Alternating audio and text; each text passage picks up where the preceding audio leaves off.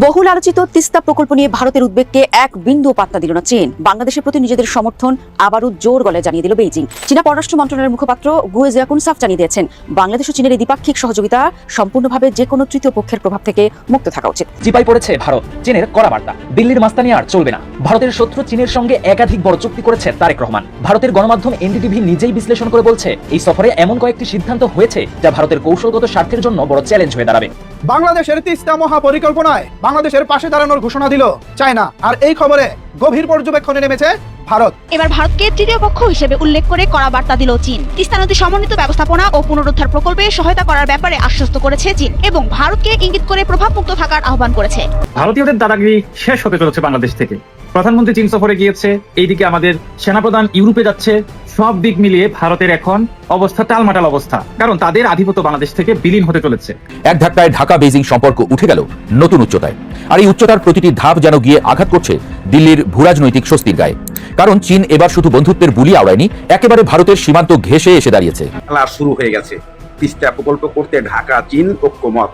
ভারত যেভাবে বাংলাদেশকে চাপে রেখেছিলেন বা ঢাকাকে চাপে রেখেছিলেন, তা হয়তো ইতিমধ্যে জট খুলতে চলেছে। ইতিহাসে প্রথমবারের মতো প্রতিরক্ষায় চীনের সাথে 2+2 চুক্তিতে প্রবেশ করলো নতুন বাংলাদেশ। আসসালামু আলাইকুম। চীনকে সাথে নিয়ে বাংলাদেশের বর্তমান প্রধানমন্ত্রী তারেক রহমান এমন একটি ঘোষণা দিয়েছে, যে ঘোষণা শোনার সাথে সাথে বাংলাদেশের সাধারণ জনগণের মধ্যে খুশির জোয়ার বয়ে যাচ্ছে।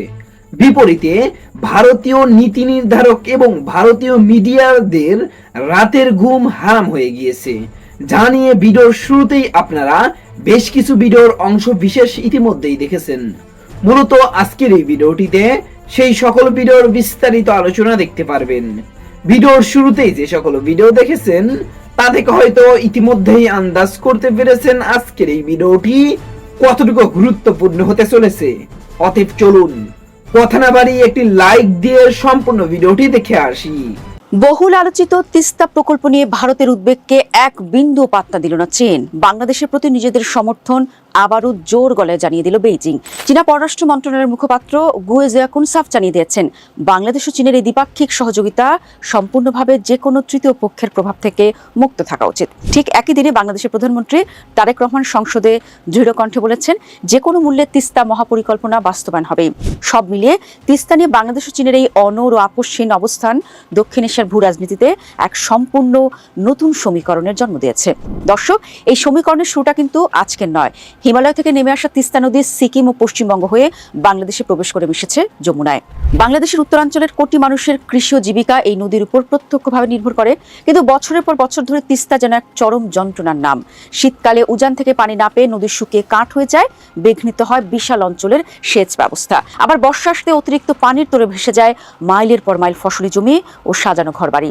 এই খরা বন্যার নির্মম চক্র থেকে বাঁচতে গত 1.5 দশক ধরে ভারতের সাথে একটি স্থায়ী পানি বন্টন চুক্তির আপ্রাণ চেষ্টা করেছে ঢাকা।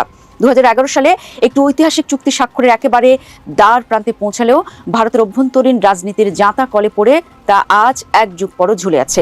ফলে বাধ্য হয়ে বিকল্প পথে হাঁটতে শুরু করেছে বাংলাদেশ।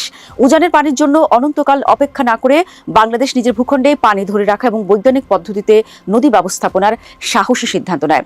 এভাবেই জন্ম নেয় বহুল আলোচিত তিস্তা নদীর সমন্বিত ব্যবস্থাপনা ও পুনরুদ্ধার প্রকল্প।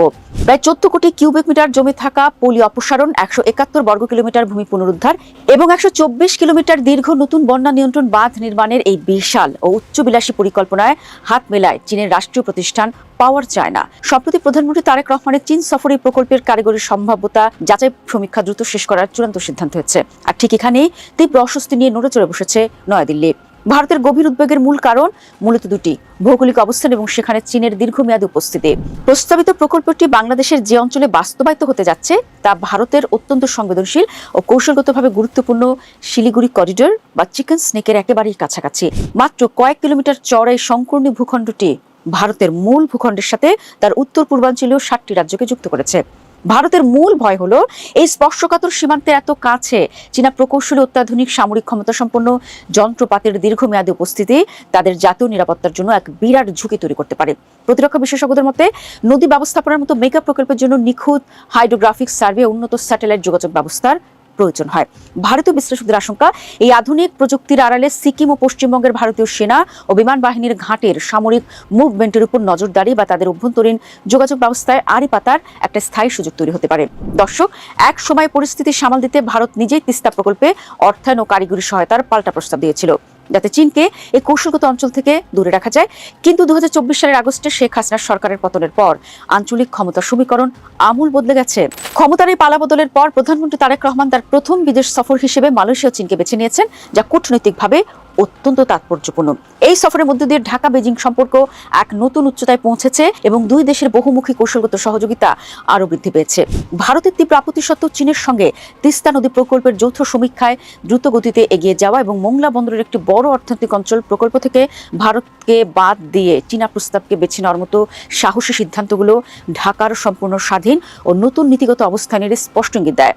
তবে এর ভেতরেও একটা বড় প্রশ্ন থেকে যায়। অনেক নদী ও পরিবেশ বিশেষজ্ঞ মনে করেন যে নদীর মূল চাবিকাঠি বা উজানের পানির প্রবাহ বাংলাদেশের সরাসরি নিয়ন্ত্রণে নেই। সেখানে কেবল অভ্যন্তরীণ প্রকৌশল বা বাঁধ দিয়ে দীর্ঘমেয়াদী সংকটের কতটা স্থায়ী সমাধান সম্ভব। তাছাড়া 1996 সালের ঐতিহাসিক গঙ্গার পানি বন্টন চুক্তির 30 বছর মেয়াদী সময়সীমাও 2026 সালের শেষ ভাগে পূর্ণ হতে যাচ্ছে। ফলে গঙ্গা চুক্তি নবায়নের এই ক্রান্তি লগ্নে তিস্তা প্রকল্প দুই প্রতিবেশীর পানি কূটনীতিতে এক নতুন এবং জটিল মাত্রা যোগ করেছে। আপাতত সব বাধা উপেক্ষা করে চীন ও বাংলাদেশ তাদের যৌথ কারিগরি সমীক্ষা নিয়ে দ্রুত গতিতে এগিয়ে নিতে যাচ্ছে। তিস্তা প্রকল্প এখন আর কেবলই শুষ্ক মৌসুমের পানি সংকট বা বর্ষার বন্যা নিয়ন্ত্রণের কোনো সাধারণ ইঞ্জিনিয়ারিং সমাধান নয়। এটি এখন আন্তর্জাতিক নদীর পানি ব্যবস্থাপনা, বাংলাদেশের সার্বভৌমত্ব এবং দক্ষিণ এশিয়ায় ভূরাজনৈতিক প্রভাব বিস্তারের এক রোমাঞ্চকর চাল। কলকাতার মুখ্যমন্ত্রী শুভেন্দু অধিকারীর বাংলাদেশ দখলের স্বপ্নে এবার এক বালতি জল ঢেলে দিলেন তারেক রহমান। রাতের আধারে সীমান্ত পেরিয়ে সোজা ঢাকা টার্গেট করে ঢুকেছিল ভারতের এর দুই দুর্ধর্ষ গুপ্তচর। উদ্দেশ্য ছিল একটাই, যে কোনো মূল্যে রাজধানী ঢাকার নিয়ন্ত্রণ নেওয়া আর পুরো দেশকে অচল করে দেওয়া। কিন্তু প্রধানমন্ত্রী তারেক রহমানের পাতা ফাঁদে এই দুই স্পাই যে এভাবে হাতে নাতে কট খাবে তা খুনাক্ষরেও টের পায়নি দিল্লি। বিশেষ গোয়েন্দাদের জালে এই দুই চতুর খেলোয়াড় আটকা পড়তেই ফাঁস হয়ে গেল শুভেন্দু আর মোদির বাংলাদেশের দখলের পুরো ব্লুপ্রিন্ট। উদ্ধার হওয়া ল্যাপটপ আর হার্ড ড্রাইভ থেকে বেরিয়ে আসছে একের পর এক চাঞ্চল্যকর তথ্য। কিভাবে শুভেন্দুর এই গোপন মিশন ফেল হলো আর তারেক রহমান ঠিক কি চরম অ্যাকশন শুরু করলেন তা জানলে রীতিমতো আপনাকে চমকে উঠতে হবে। দিল্লির সাউথ ব্লক আর কলকাতার কর্তাবাবুরা মিলে অনেক আগে থেকেই ভয়ঙ্কর এক নীল নকশা সাজিয়ে বসেছিল। মোদির ছোটদা শুভেন্দু ভেবেছিলেন বেশ আট ঘাট বেঁধেই হয়তো ময়দানে নেমেছেন, কিন্তু ঢাকার মাটিতে যে আগে থেকেই শক্ত ফাঁদ পাতা ছিল সেটা কলকাতার কর্তারা খুনাক্ষরেও বুঝতে পারেননি। উত্তর ও উত্তর পূর্ব দিকের বর্ডার দিয়ে রাতের অন্ধকারে বিএসএফ এর গাড়িতে করে সম্পূর্ণ নিঃশব্দে বাংলাদেশের মাটিতে ঢোকানো হয় ভারতের গোয়েন্দা সংস্থা এর দুই গুপ্তচরকে। আল জাজিরার সাংবাদিক জুলকারনাইন শাহের ফাঁস করা খবরে স্পষ্ট হয়েছে এই গোটা চক্রান্তের পেছনের আসল রহস্য। এই দুই চতুর খেলোয়াড়, যাদের সাংকেতিক নাম এমবি এবং এসবিএস, লম্বা সময় ধরে সাধারণ মানুষের ছদ্মবেশে বাংলাদেশের অলিতে গলিতে মিশে গিয়ে ঢাকাকে নিয়ন্ত্রণে রাখার মাস্টার প্ল্যান বানিয়েছিল। একদম গোপনে কাজ চালিয়ে যাচ্ছিল মোদির এই দুই স্পাই। কিন্তু দিল্লির এসব মাতব্বরি আর বেশি দিন টেকেনি বাংলার মাটিতে। তারেক সাহেবের করা নির্দেশে বাংলাদেশের চৌকস গোয়েন্দা বাহিনী একেবারে নিখুঁত অপারেশন চালিয়ে দুইজনকে হাতে নাতে ধরে ফেলে। রাতের আধারে যারা ভেবেছিল ঢাকা দখল করে নেবে, সেই এজেন্টদের এখন রীতিমতো নাকানি চুবানি খেতে হচ্ছে বলে। তারেক সরকারের এমন জাদুকরি চাল দেখে সাউথ ব্লক এখন রীতিমতো টাসকে খেয়ে গেছে। ভারতের এতদিনের সাজানো গুটি মুহূর্তের মধ্যে উল্টে দিয়েছেন বাংলার মাস্টার মাইন্ড। শুভেন্দুর দাদাগিরি যে বাংলার মাটিতে একদম অচল হয় সেটা হারে হারে টের পাচ্ছে মোদী সরকার। তবে গুপ্তচরদের পাকড়াও করার পর আসল চমকটা বেরিয়ে আসে উদ্ধার হওয়া ল্যাপটপ ও পেন ড্রাইভ থেকে। এই যন্ত্রগুলো থেকে যে থলের বিরিয়ার বেরিয়ে এসেছে তা দেখে অনেকেই চোখ কপালে ওঠার জোগাড়। ধরা পড়া স্পাইরা শুধু সাধারণ খবর জোগাড় করতই না, বরং বাংলাদেশের গুরুত্বপূর্ণ সব স্থাপনের একেবারে নিখুঁত ম্যাপ তারা তৈরি করেছিল। পাশাপাশি বিভিন্ন রাজনৈতিক দলগুলোর অতি গোপনে বৈঠক আর ভিআইপিদের প্রতিটা পদক্ষেপের খবর পাচার করাই ছিল মোদী প্রশাসনের কাজ। তাছাড়া ল্যাপটপ ঘেটে পাওয়া যায় চরম গোপনীয় এক মাস্টার প্ল্যান। সেখানে সাংবাদিক, সরকারি কর্মকর্তা এবং শীর্ষ রাজনীতিবিদদের নামের বিশাল এক হিট লিস্ট তৈরি করেছিল এর কর্তারা। সবচেয়ে ভয়ঙ্কর বিষয় হলো এই স্পাইদের সাথে ভারতের জলপাইগুড়ির বিন্নাগুড়ি সেনানিবাসের সরাসরি কানেকশন ফাঁস হয়েছে। এই বিন্নাগুড়ি কোনো সাধারণ জায়গা নয়, বরং ভারতীয় সেনাবাহিনীর 20 নম্বর মাউন্টেন পদাতিক ডিভিশনের সদর দপ্তর। মালদা শহরের স্টেশন হেডকোয়ার্টারে এর শীর্ষ কর্তাদের সাথে এই গুপ্তচরদের গোপন মিটিং এর খবরও প্রমাণ হয়েছে দিল্লি কতটা মরিয়া হয়ে উঠেছিল ঢাকা দখলের জন্য। জানা গেছে, নির্দিষ্ট বর্ডার পার হয়ে সোজা মালদায় গিয়ে বড় বাবুদের সাথে সলা পরামর্শ করত এই স্পাইরা। কিন্তু তারেক সরকার এমন এক জব্বর শিক্ষা দিয়েছেন যে মোদী প্রশাসন তো এখন রীতিমতো হিমশিম খাচ্ছে। অন্য দেশের মিলিটারির সাথে মিলে দেশের ভেতরে যে ভয়ঙ্কর প্ল্যান সাজানো হয়েছিল, তারেক প্রশাসনের এক ধাক্কায় সব যেন তাসের ঘরের মতো ভেঙে পড়েছে। অন্যদিকে ভারতের সাবেক সেনা কর্মকর্তা ব্রিগেডিয়ার দেবাশিস দাসের গোপন স্বীকারোক্তি দিল্লির আসনে পুরোপুরি চেহারা পাল্টে দিয়েছে। বর্ডারে সৈন্য জড়ো করা আর জোর খাটানোর মহড়ার আসল টার্গেট যে ঢাকা ছিল, সেটাই এখন আলোর মতো পরিষ্কার। তাছাড়া পাকিস্তানের টাইমস অফ ইসলামাবাদের ফাঁস করা রিপোর্ট বলছে, ঢাকাকে পঙ্গু করে দেওয়ার জন্য রয়ের আস্ত একটা ভাড়াটে দল বা প্রক্সি বাহিনী গঠন হয়েছিল। শুধু কি তাই, সদ্য ক্ষমতাচ্যুত হাসিনা সরকারের পা চাটা দালালদের দিয়ে দেশের ভেতরে দাঙ্গা আর মারামারি বাঁধানোর প্ল্যান করেছিল মোদির ছোটদা শুভেন্দু ও মোদী সরকারের অন্যান্য দোসররা। ছোট ছোট ঘটনাকে পুঁজি করে বড় ধরনের দাঙ্গা বাঁধানোর এই ছক করা হয়েছিল শুধু গোটা দুনিয়াকে বোঝানোর জন্য যে বর্তমান বাংলাদেশে কোনো আইন কানুন নেই। তবে এই নীল নকশা শুধু কাগজে সীমাবদ্ধ ছিল না। ঢাকার রাস্তায় হেলমেট বাহিনীর উত্থান আর ইনকিলাব মঞ্চের মুখপাত্র শরীফ ওসমান হাদির উপর চোরাগোপ্তা হামলা কোনো সাধারণ ঘটনা ছিল না। মূলত বাংলাদেশকে বিপদে ফেলার জন্যই এই নোংরা ছক কষা হয়েছিল। পাশাপাশি প্রথম আলো বা ডেইলি স্টারের মতো বড় বড় নিউজ অফিসের কার্যালয়ে ভাঙচুর এবং বাঙালি সংস্কৃতির কেন্দ্রবিন্দু ছায়ানটে আগুন জ্বালানোর ঘটনাগুলো মূলত একই সুতোয় গাঁথা। আদতে বিদেশের মাটিতে বাংলাদেশের মান সম্মান নষ্ট করতেই তো এমন খেল খেলেছিল সাউথ ব্লক। কিন্তু ঘোলা জলে মাছ শিকারের এই নোংরা প্ল্যান তারেক সরকারের কাছে ধরা পড়ে যাওয়ায় দিল্লির সব খেল খতম হয়ে গেছে। যারা ভেবেছিল ঢাকাকে নাকে দড়ি দিয়ে ঘুরাবে, তারাই এখন তারেক সাহেবের চালে কপাল চাপড়াচ্ছে। সবচেয়ে ভয়ঙ্কর বিষয় হলো, দিল্লির সবচেয়ে নোংরা ফাঁদ পাতা হয়েছিল বাংলাদেশের তরুণ সমাজকে ঘিরে। টিটিপির মতো বিভিন্ন বিদেশি অস্ত্র, বিদেশি গোষ্ঠীর নাম ভাঙিয়ে বাংলাদেশের শিক্ষিত কিন্তু বেকার তরুণদের দলে টানার বিশাল ফন্দি এঁটেছিল সাউথ ব্লক। সোজা কথায় মগজ ধোলাইয়ের এই বিশাল কারখানা খুলে বসেছিল ভারতের এই চক্র। অনলাইনের পাশাপাশি সরাসরি মাঠে নেমেও তরুণদের মগজ ধোলাই করা হচ্ছিল।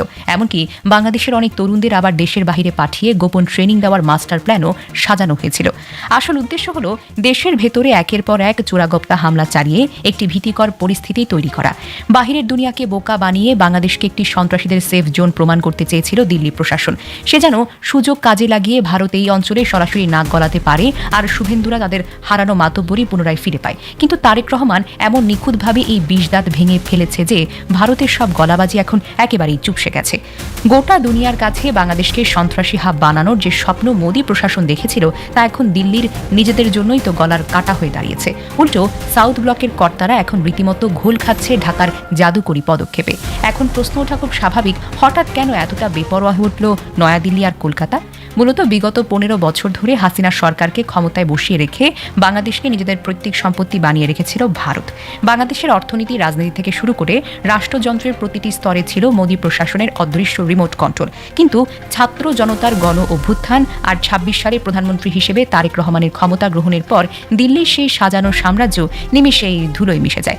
বাংলাদেশ এখন আর দিল্লির কথায় ওঠা বসা করে না, স্বাধীনভাবে নিজের ভালো মন্দ বিচার করে। দেশের বড় বড় মেগা প্রজেক্টে চীনের বিলিয়ন বিলিয়ন ডলার বিনিয়োগ হচ্ছে। এমনকি যে পাকিস্তানের সাথে একসময় মুখ দেখাদেখি বন্ধ ছিল, সেই পাকিস্তানের সাথেও এখন নতুন করে সামরিক ও বাণিজ্যিক সম্পর্ক গড়ে উঠেছে। নিজেদের এই বিশাল হার কিছুতেই হজম করতে পারছে না মোদী ও শুভেন্দু। তারেক সাহেবের স্বাধীনভাবে চলার নীতি ভারতের চোখে রীতিমতো বুড়ো আঙুল দেখানোর মতো মনে হচ্ছে। বাংলাদেশে এখন দিল্লির ইশারায় নাচছে না, এটাই মোদী প্রশাসনের সবচেয়ে বড় মাথা ব্যথার কারণ। বাংলাদেশের মাটি তো আর আগের মতো নেই। এদেশের মানুষ এখন নিজেদের অধিকার নিয়ে পুরোপুরি সজাগ, ভিনদেশি চক্রান্তে একদম পা বাড়ায় না। তারেক সরকারের এমন কড়া পদক্ষেপ দিল্লির বুকে রীতিমতো কাঁপুনি ধরিয়ে দিয়েছে। সেই সঙ্গে কাউন্টার ইন্টেলিজেন্স ব্যবস্থাকে এমনভাবে সাজানো হচ্ছে যেন ভারতের কোনো স্পাই বা তাদের চামচারা আর মাথা তুলে দাঁড়াতে না পারে। এছাড়া বাংলাদেশে গুজব ছড়ালে বা ক্ষতি করার চেষ্টা করলে সাথে সাথে তা কড়া হাতে দমন করা হচ্ছে। দেশের মানচিত্রের উপর ভিনদেশি শকুনের নজর পড়লে যে দাঁত ভাঙা জবাব দেওয়া হবে, তা হারে হারে টের পাচ্ছে সাউথ ব্লক। পাশাপাশি তরুণদের কাজের ব্যবস্থা করে বেকারত্ব দূর করার যে মাস্টার প্ল্যান তারেক সরকার হাতে নাতে দিয়েছে, তাতে কোনো বিদেশি শক্তি আর এদেশের তরুণদের ব্রেন ওয়াশ করতে পারবে না। কোনো নির্দিষ্ট দেশের উপর নির্ভর না করে বাংলাদেশ তার নিজের পাওনা গড়ায় গণ্ডায় বুঝে নিচ্ছে। কারোর চোখ রাঙানি কিংবা গোপন ষড়যন্ত্র কোনোটি দিয়েই আর এই স্বাধীন রাষ্ট্রকে দমিয়ে রাখা যাবে না। দেশের সব মানুষ একজোট হয়ে আধিপত্যবাদের সব ভয়ঙ্কর নীল নকশা চিরতরে মুছে ফেলবে। দিল্লির আমি আশা করছি সম্পূর্ণ ভিডিওটি দেখেছেন এবং এই ভিডিওর সাপেক্ষে আপনার কি মতামত সেটা অবশ্যই কমেন্ট বক্সে জানিয়ে যাবেন। ভিডিওটি ভালো লেগে থাকলে শেয়ার করতে ভুলবেন না। আমাদের এই চ্যানেলে নতুন হয়ে থাকলে চ্যানেলটি সাবস্ক্রাইব করে চ্যানেলের পাশে থাকবেন। আর যারা ইতিমধ্যেই চ্যানেলটি সাবস্ক্রাইব করেছেন তাদেরকে অসংখ্য ধন্যবাদ। দেখা হবে নতুন কোনো ভিডিও নিয়ে, ততক্ষণ সবাই সুস্থ থাকবেন। আল্লাহ হাফেজ।